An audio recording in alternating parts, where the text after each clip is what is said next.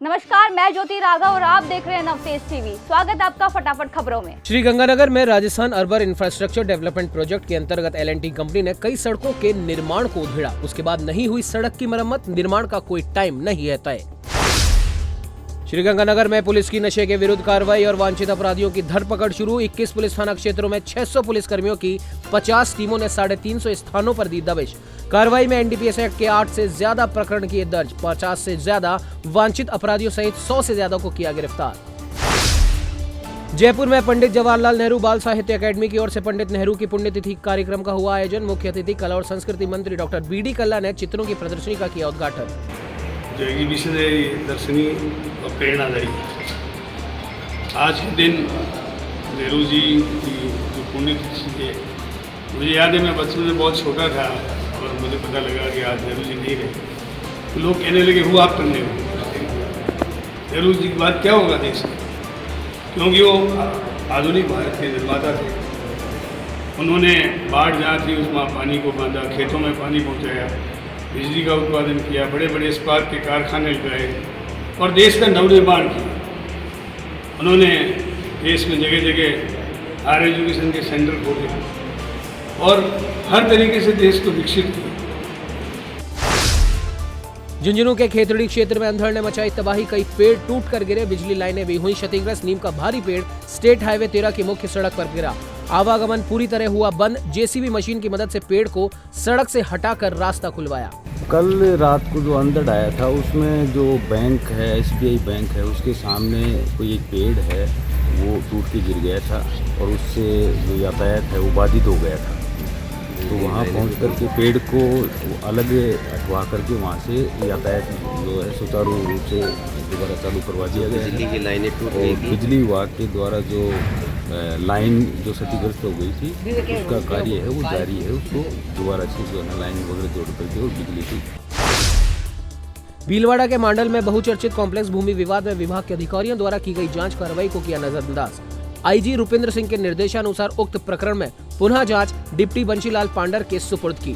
Police निरीक्षक राजेंद्र गुदारा सहित ASI चंद्र प्रकाश Bishnoi, SI Ayub Khan के साथ एक पुलिस निरीक्षक शिवराज गुर्जर को IG ने आदेश पारित कर निलंबित कर दिया था। क्या मामला है ये? बहुचर्चित जो मामला है, इस मामले में आज न्यायालय ने जो निर्णय पारित किए हैं, उस न्यायालय ने पूर्व के अनुसंधान अधिकारियों के निर्णय को बहाल रखते हुए वर्तमान अनुसंधान अधिकारी बंशीलाल पांडर के द्वारा प्रस्तुत अंतिम नकारात्मक प्रतिवेदन को अस्वीकार किया है। वह अभियुक्त ऋणों के विरुद्ध अलग अलग मामलों में माननीय न्यायाधिकारी महोदय मोहित चोई और माननीय अतिरिक्त मुख्य न्यायिक मजिस्ट्रेट महोदय रश्मि जी नवल ने प्रसंज्ञान लेकर उनको तलब किया है। वह इस संबंध में ADG क्राइम को भी लिखा गया है। जोधपुर के बोरानादा ACP गाड़ी टक्कर मारने वाले डंपर का मालिक को किया गया गिरफ्तार। डंपर और स्विफ्ट कार हुई सीज, पुलिस कर रही है पूछताछ। झालावाड़ में देर शाम से एक बार फिर मौसम ने ली करवट। बारिश और आंधी तूफान से कस्बे के सहकारी बैंक के समीप लगा BSNL मोबाइल कंपनी का टावर हुआ क्षतिग्रस्त। BSNL के कर्मचारियों द्वारा टावर को फिर से स्थापित और मरम्मत करने के लिए टीम हुई रवाना। कोटा में कुनाड़ी थाना क्षेत्र में स्टूडेंट साक्षी ने किया सुसाइड। कमरे में मिला सुसाइड नोट। शव को MBS हॉस्पिटल की मोर्चरी में करवाया शिफ्ट। पुलिस कर रही मामले की जांच। एक बच्ची है थर्मल कॉलोनी में अपने परिवार के साथ रह करके और पढ़ाई कर रही थी। अभी वो 11th में आई थी। जो घर वालों ने बताया कि उसने आज सुबह फांसी का फंदा लगाकर सुसाइड कर ली, जिसको MBSH में लेके आए, जिसको अमृत घोषित कर दिया। अभी हम इसको पोस्टमार्टम हेतु मोर्चरी में लेके आए हैं। इसके मृत्यु के बारे में सभी कारण जान कर 12 में Orient green power limited Bhanwargarh ने कर रखा है आम रास्ते पर कब्जा। 23 तारीख को किसानों ने दिया था तहसीलदार को रास्ता खुलवाने के लिए ज्ञापन। RTDC चेयरमैन धर्मेंद्र राठौड़ एक दिवसीय दौरे के दौरान पहुंचे बूंदी। RTDC की वृंदावती होटल का लिया जायजा। जल्द ही होटल को शुरू करवाने की कही बात।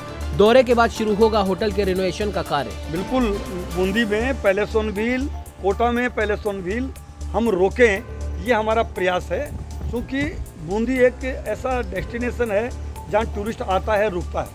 और ये मांग यहाँ के स्थानीय विधायक ने भी की है, हरिमोहन शर्मा साहब ने भी करी है, कोटा के लिए धारीवाल साहब ने भी करी है। ये मांग अब जल्दी पूरी हो जाएगी। मुख्यमंत्री अशोक गहलोत 28 मई को आएंगे मौलासर। CM विकास कार्यों का करेंगे लोकार्पण व शिलान्यास। कांग्रेस के प्रदेश प्रभारी सुखजिंदर सिंह रंधावा भी करेंगे शिरकत। CM किसान सम्मेलन को भी करेंगे संबोधित।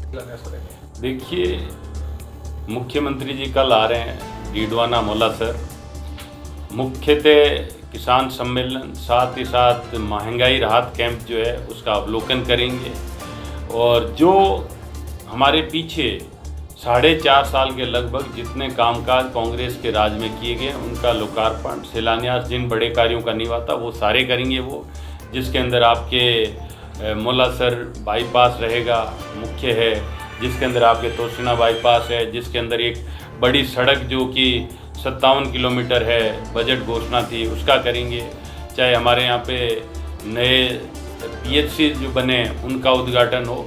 इस तरह के लगभग 48 ऐसे कार्य हैं जिनकी सूची आपको मैं उपलब्ध करवा दूंगा। झुंझुनू के खेतड़ी में महिपाल मेघवाल की हत्या मामले में तीसरे दिन भी ग्रामीणों का अस्पताल के आगे धरना जारी। बसपा नेता मनोज घुमरिया ने शव के लिए मंगवाया डीप फ्रीजर। धरने में कई बड़े नेता शामिल। 3 दौर की बातचीत में भी नहीं हुआ समझौता। 3 अपराधियों का जैसा कि पुलिस प्रशासन के द्वारा अवगत कराया गया है, उन्हें गिरफ्तार किया है। शेष अपराधी भी शीघ्र अतिशीघ्र गिरफ्तार किए जाएं। इसमें जो पीड़ित परिवार है इसकी आर्थिक स्थिति बिल्कुल कमज़ोर है। एकमात्र व्यक्ति महिपाल मेघवाल कमाने वाला था और वही चला गया। हम शुरू से माननीय मुख्यमंत्री महोदय राजस्थान सरकार से निवेदन कर रहे हैं कि इनकी आर्थिक रूप से मदद की जाए और दोनों जो बच्चे हैं उनमें से एक को राजकीय सरकार कोई भी राजकीय नौकरी जो उनको उचित लगे वो दे। यहाँ 3 दिन से बैठे हुए हैं और मैं शासन प्रशासन से ये डिमांड करता हूँ कि जो हमारी मांग है या तो हमारी मांग पूरी कर दे, नहीं हम सारे के सारे सर्व समाज के लोग इस 13 नंबर हाईवे को जाम कर देंगे। झालावाड़ के चौमेला आबकारी विभाग की टीम ने अवैध शराब के विरुद्ध की बड़ी कार्रवाई। पूछताछ में क्षेत्र के 2 और शराब तस्करों के नाम आए सामने। पुलिस कर रही है मामले की जांच। आबकारी इंस्पेक्टर शंभू सिंह राठौर द्वारा शराब माफिया के विरुद्ध कड़ी कार्रवाई करते हुए एक गुजरात नंबर की पिकअप शराब से भरी हुई बरामद की गई है, जिसका नंबर है JJ12 AY 1441। उक्त शराब में गिरफ्तार जो अभियुक्त हैं उनके नाम हैं प्रहलाद सिंह के पुत्र अनुराग सिंह, यशवंत सिंह सन ऑफ बालू सिंह। एक अभियुक्त मौके से भागने में कामयाब रहा जिसका नाम पवन सिंह सन ऑफ इंद्रजीत सिंह है। इन अभियुक्तों को गिरफ्तार करने के बाद इनसे तफ्तीश की जा रही है कि जो ये लोग किन शराब माफिया से जुड़े हुए हैं और कहां से ये शराब लाकर सप्लाई कर रहे हैं। ध्यान रहे कि इस जिले में लगभग 11 शराब के ठेके ऐसे हैं जो अभी तक उठे नहीं हैं और उसी का फ़ायदा उठाकर शराब माफिया उस क्षेत्र में शराब का परिवहन विक्रय कर रहे हैं, जिसके विरुद्ध लगातार विभाग द्वारा कार्रवाई की जा रही है।